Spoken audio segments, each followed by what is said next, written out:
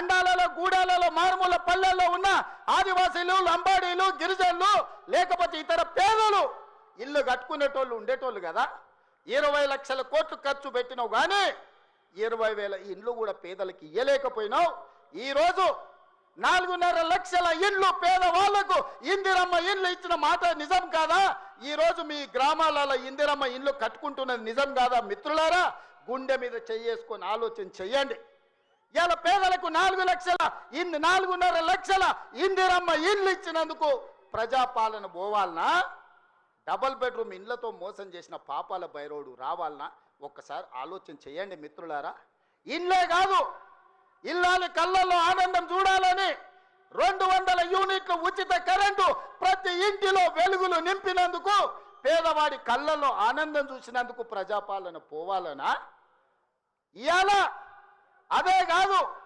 మహాలక్ష్మి పథకం ద్వారా ఆడబిడ్డలకు బస్సు ప్రయాణం ఇచ్చినందుకు ఈరోజు ప్రజాపాలన పోవాలనా అని నేను అడుగుతున్న మిత్రులారా మీరు ఒక్కసారి ఆలోచన చేయండి ఇల్లు ఇస్తమే ఇంట్లో కరెంట్ ఇస్తమే 500 రూపాయలకు సిలిండర్ ఇస్తమే సన్న బియ్యం ఇచ్చి కడుపు నిండా బువ్వ పెడితే ఇందుకోసం ఈరోజు ప్రజాపాలన పోవాలనా అంటే ఈ ప్రభుత్వాలు ధరల కూడిగం చేయాలి గడీల ముందల బానిస బతకాలనా అని నేను అడుగుతున్నా ఇవాళ ఈ ప్రభుత్వం 70,000 ఉద్యోగాలు ఇచ్చింది 21,000 కోట్ల రైతు రుణమాఫీ చేసింది ఈ ప్రభుత్వం 28 నెలలలో రైతులకు 1,50,000 కోట్ల రూపాయలు ఖర్చు చేసిన మాట నిజం కాదా ఆనాడు మా అక్కలీడు ఉన్నారు పాలపిట్టల లెక్క బతుకమ్మ చీరలు ఇచ్చితే ఏం చేసిండ్రక్క పొలాల కాడ పిట్టలను బెదరగొట్టడానికి గట్టి రవునా ఎన్నడన్నా ఈ తెలంగాణలో ఏ ఆడబిడ్డ అన్నా బతుకమ్మ చీరలు కట్టుకున్నారా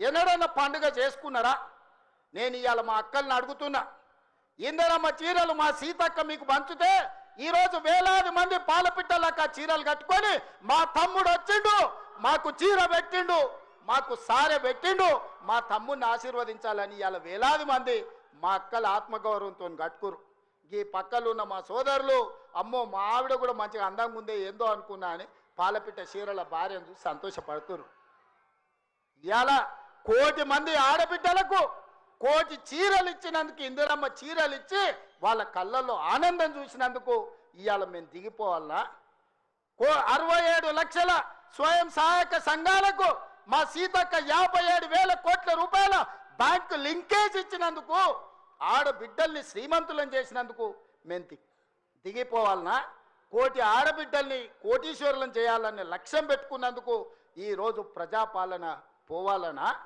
నేను అడగదలుచుకున్న ఇవాళ ప్రజాపాలన పోవాలి పాపాల బైరోడు రావాలి అనేటోంది నేను ఈ వేదిక మీద నుంచి నిలదీయదలుచుకున్నా నీకు సిగ్గు శరము ఏమైనా ఉన్నదా ఈ మాట మాట్లాడడానికని నీకు పదవి రాకపోతే ప్రజాపాలన పోవాలనా ఇవాళ రైతులను పొట్టన పెట్టుకొని ఈ పాపాల బైరోడు చేసిన పాపాలు మీకు తెలియదా ఎవడన్నా ఒక ముఖ్యమంత్రి ఈ 5 ఏళ్లలో మిషన్ భగీరథ కంప్లీట్ చేసి ప్రతి ఇంటికి నల్లా పెట్టి మంచినీళ్ళు ఇవ్వకపోతే మల్ల తేపకు నేను నిలవడం ఓట్లు అడగం అని చెప్పిన ముఖ్యమంత్రి ఎవరన్నా చూసినామా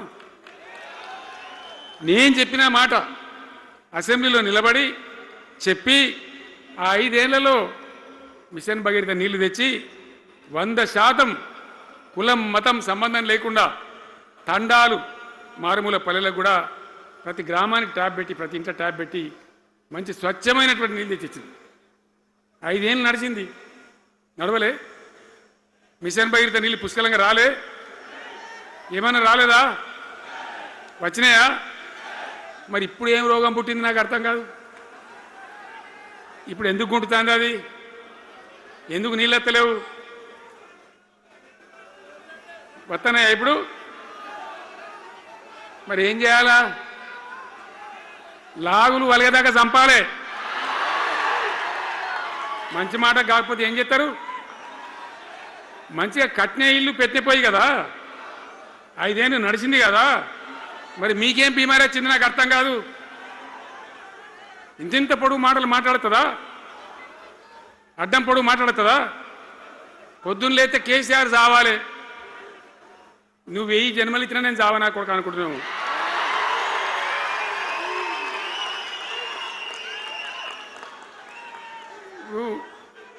ఉట్టి మీద దాచిపెట్టారు.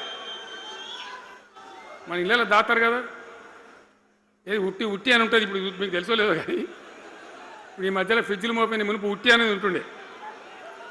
ఎండిపోయిన చేపలోకి నీ రొయ్యలో అవి ఉంటే నీ వరుగులు ఉంటే దానిలో పెడుదురు. పిల్లికి అందదా ఉట్టి, కింద కూసుకొని శాపం పెడతా ఉంటుంది. తెగాలే పడాలి, తెగాలే పడాలి. పిల్లి శాపానికి ఉట్టి తెగుతుందా?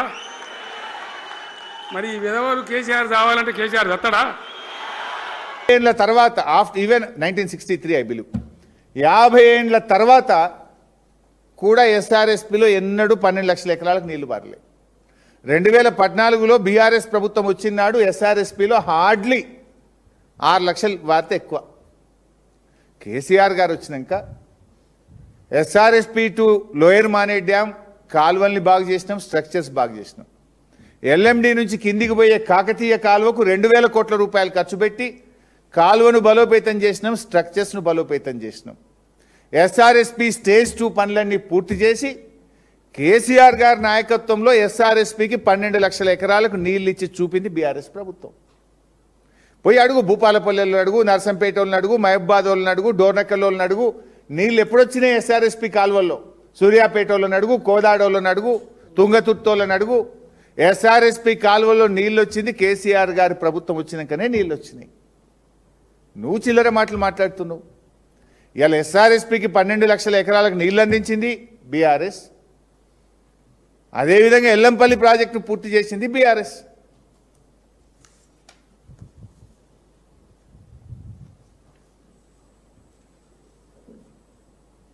రేవంత్ రెడ్డి గారు నిన్న చాలా విషయాలు మాట్లాడుతూ ఇంకా చాలా ఉన్నాయి కానీ నేను ఎక్కువ దాంట్లోకి పోను. మేము మళ్ళా గెలుస్తాం, అర్థమైంది. అది మేకపోతు గాంభీర్యం. ఇంత 2 ఏళ్ళు కూడా ఎవడు ఎమ్మెల్యే చేతులు ఉండడు, ఎవడు ఆఫీసర్ నీకు వినడు అని మేము మళ్ళా గెలుస్తామని కూడా డైలాగ్ కొడుతున్నావు. ఇంత 2 ఏళ్ళు కూడా నీకు నీ అంతరాత్మకు తెలుసు, నీ ఆత్మసాక్షిగా తెలుసు నువ్వు మళ్ళా గెలవని. నువ్వు ఆల్రెడీ చేతులు ఎత్తేసినావు.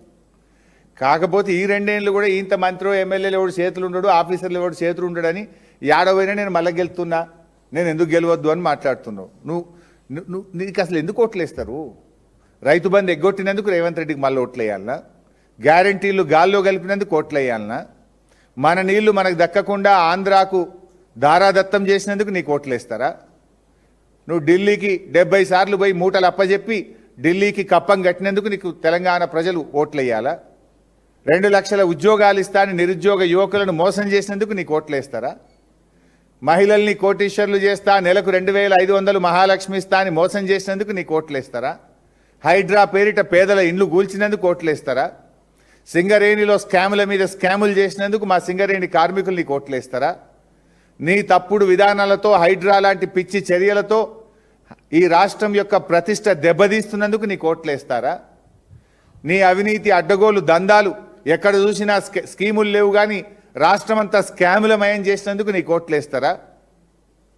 గురుకులాల్లో 200 మంది పిల్లల్ని పొట్టన పెట్టుకొని ఆ గురుకుల పిల్లలకు నరకయాతన చేసినందుకు నీకు ఓటేయాలా? 20 లక్షల మంది విద్యార్థులకు ఫీజు రియంబర్స్మెంట్ ఇవ్వకుండా పిల్లల భవిష్యత్తును అంధాకారంలో నెట్టినందుకు నీకు ఓట్లేస్తారా? ఎస్సీ ఎస్టీ రైతు యూత్ డిక్లరేషన్లు చేసి ఆయా వర్గాలను మోసం చేసినందుకు నీకు ఓట్లేస్తారా? ఉద్యోగులను దగా చేసినందుకు నీకు ఓట్లు వేయాలా? రిటైర్డ్ ఉద్యోగులను రోడ్ల మీద తెచ్చినందుకు నీకు ఓట్లు వేయాలా? ఆశాలు, అంగన్వాడీలు, ఆర్టీసీ కార్మికులను ఆగం చేసినందుకు నీకు ఓట్లు వేస్తారా? కుల వృత్తులను ధ్వంసం చేసినందుకు నీకు ఓట్లు వేయాలా? లగచెర్ల రైతులకు బేడీలు వేసినందుకు నీకు ఓట్లు వేస్తారా? ఇట్లా చెప్పుకుంటూ వెలుగు మట్లలో 1000 ఇండ్లు కూల్చినందుకు నీకు ఓట్లు వేయాలా? ఏం చూసి నీకు ఓటేస్తారు? ఇట్లా చెప్పుకుంటూ పోతే కొన్ని వందలు ఉన్నాయి. నువ్వు ఏం చేసినా నిన్నటి రేటింగ్లతోనే అర్థమైపోయింది నీ పని అయిపోయిందని. లక్షల సంఖ్యలో కేసీఆర్ గారికి వ్యూసు, నీకు సింగిల్ డిజిట్ డబుల్ డిజిట్లో నీ వ్యూసు, దాంతోనే నీ సంగతి అర్థమైపోయింది. అందులో ఇంకా నువ్వు చాలా మీడియా మేనేజ్మెంట్ చేసినవాట, అంత చేసినా నీ పని ఉత్తదే అయిపోయింది. నీది ఇంకో టర్మ్ నీ మైండ్ గేమ్ ఏదైతే ఉందో అదంతా కూడా ఉత్తదే. నీకు శుభం కార్డు తప్పదు. నీది ప్రజాపాలన కాదు, పలాయనవాద పాలన. ఖచ్చితంగా మళ్ళొచ్చేది కేసీఆర్ గారి ప్రభుత్వమే.